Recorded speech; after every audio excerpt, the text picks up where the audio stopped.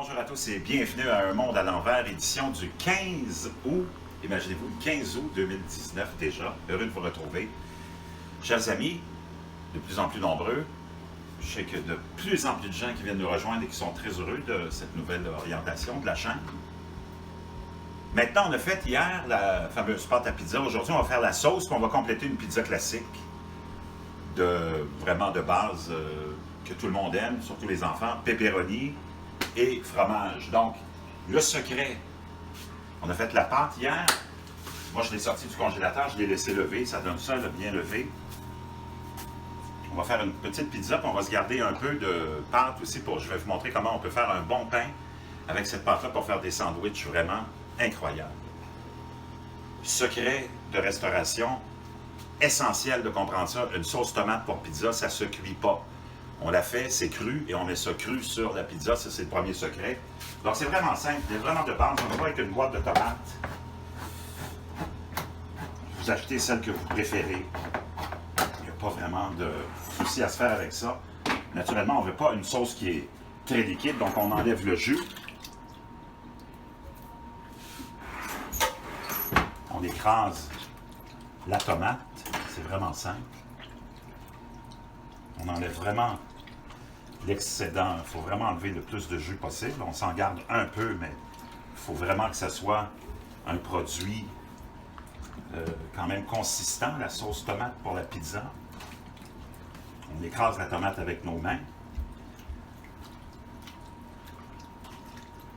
C'est vraiment, selon votre goût. Vous pouvez la passer au malaxeur aussi pour avoir des plus petits morceaux, mais c'est important aussi d'avoir un peu de morceaux là-dedans. Donc, ça c'est fait. Première étape, très simple. Vous allez voir, tout est rapide. On ne perd pas de temps. Il faut comprendre qu'on ne veut pas passer des heures dans la cuisine à être esclave. On a besoin d'un produit essentiel, l'huile d'olive. On y va à l'œil, un filet. Pour la quantité de tomates que j'ai utilisée, c'est 28 onces. 796 ml pour les Européens. On y va avec le sel. Quand même qu'il y ait beaucoup de goût. Moi, je vais avec 3/4 peut-être de sel. La poudre d'ail, c'est important. De ne pas mettre de l'ail frais. On ne veut pas croquer de l'ail. C'est vraiment pas ce qu'on veut avoir. On saupoudre au goût. Naturellement, toute sauce pizza doit avoir l'oregano. Ça, il ne faut pas se gêner non plus. Une cuillère, presque une cuillère à thé. Un petit secret de restauration pour le goût.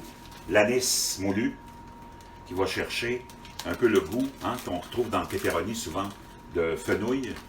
Donc une bonne pincée d'anis moulu. Vous allez surprendre vos invités. Ils vont se demander ce que c'est. Et un autre secret de pizzeria. J'avais une pizzeria moi, que j'avais achetée qui était établie depuis des années. Ils mettaient toujours un petit soupçon de romarin aussi moulu. Pour ceux qui l'avaient connu, c'était dans Tétroville, Donato Pizzeria. Donc, ça c'est fait. On peut rajouter du poivre. Moi, j'ai seulement le poivre au moulin. Je ne sais pas ce qui est arrivé avec mon poivre moulu, mais l'idéal, c'est de mettre un peu de poivre moulu, parce qu'on ne veut pas tomber sur les grains. Et là, je vais faire une petite exception. On n'en met pas trop. Ça, c'est réglé. On mélange. Ça, c'est le gros Ben qui nous dérange. Tiens, montre-leur donc, c'est qui le gros Ben? Benji, le chien familial. Et votre sauce, c'est pas plus compliqué que ça. Et ça sent très, très bon. Ça, c'est la sauce tomate classique. Et ce qu'il faut comprendre, il ne faut pas la cuire. Maintenant, on va aller chercher. J'avais oublié de mettre un peu de farine autour pour pas que ça colle comme ça. Si vous faites ce que je vous dis de mettre la farine, vous n'aurez pas le problème que j'ai en ce moment. J'avais fait ça rapidement la dernière fois. Et voilà. On va en faire un petit peu, mais c'est pas la fin du monde. On a notre boule, on a notre farine. Vous voyez comment c'est collant. Et c'est ça le principe de la pâte à pizza qu'on va aller après enfariner comme il faut. Et on va se faire une belle boule. Nous autres, on va se faire une petite. Vous voyez comment c'est vraiment tendre. C'est ça la pâte à pizza. On peut commencer à se la former. On la remet un peu dans la farine.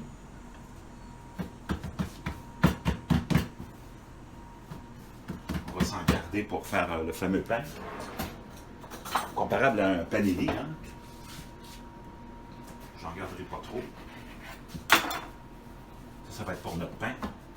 On se coupe un morceau, on fait juste l'allonger, l'aplatir, la longueur qu'on veut. On lui donne une forme, un peu vraiment très artisanale. On va mettre ça sur la plaque à biscuits qu'on va envoyer au four après, en même temps que la pizza. Donc, notre pâte à pizza, on enfarine notre surface. On roule.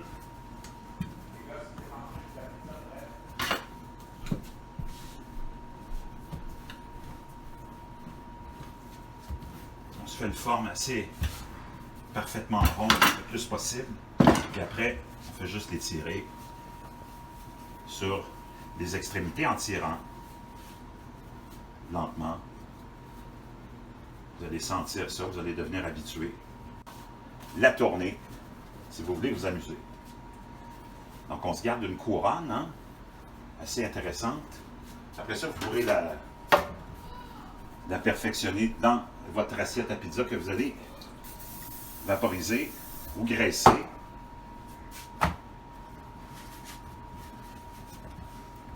On la perfectionne un peu. C'est pas plus grave que ça si elle n'est pas parfaite. On y va avec notre sauce.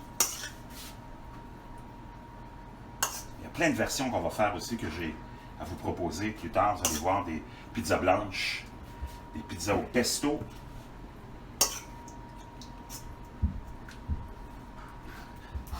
Wow, l'odeur est vraiment de cette sauce extraordinaire. Ça, c'est dû ce petit secret de pizzeria.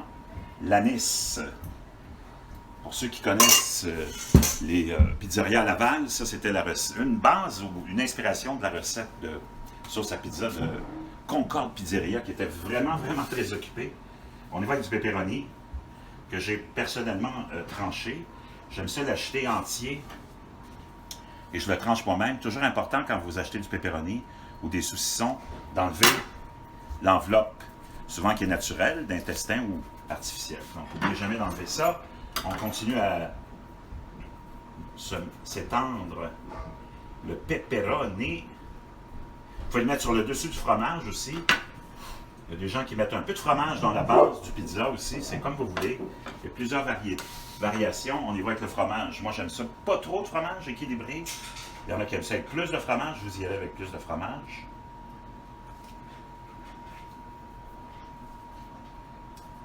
Essayez de couvrir le plus possible. Alors, ça y est, les 12-13 minutes sont écoulées. On va aller voir ce que ça donne. Notre pizza est prête.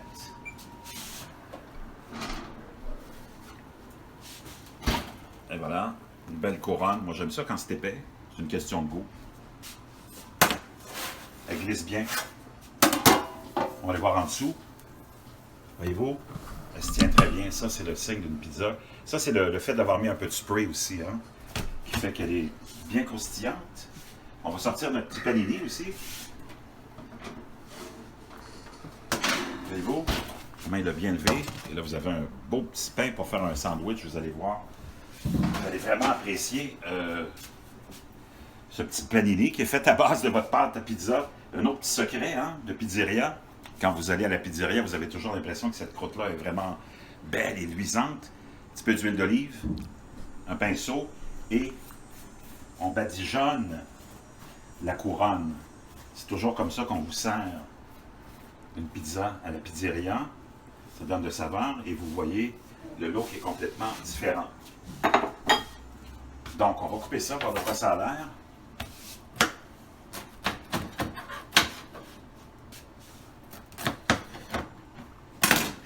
Voyez-vous, ça se tient. C'est très tendre. Et franchement, ça a l'air vraiment bon. Je ne la goûterai pas parce qu'elle est très chaude, mais c'est ça que ça donne une pizza maison avec une recette de pizzeria. Et ça, c'est notre petit panini qui lui aussi pourra vraiment être apprécié. Je vais en couper un petit bout pour vous montrer comment ça se trouve à l'intérieur, comment c'est vraiment une belle chair de pain. Vous le coupez à l'horizontale et vous vous retrouvez avec un sandwich vraiment que même les enfants, en tout cas moi ici, en raffolent. Donc on se retrouve avec plein d'autres recettes. Aujourd'hui, je vais essayer, si j'ai le temps, de vous donner 2 recettes de vinaigrette essentielles. C'est l'été, tout le monde mange des salades. On se retrouve très bientôt. Merci d'avoir été là.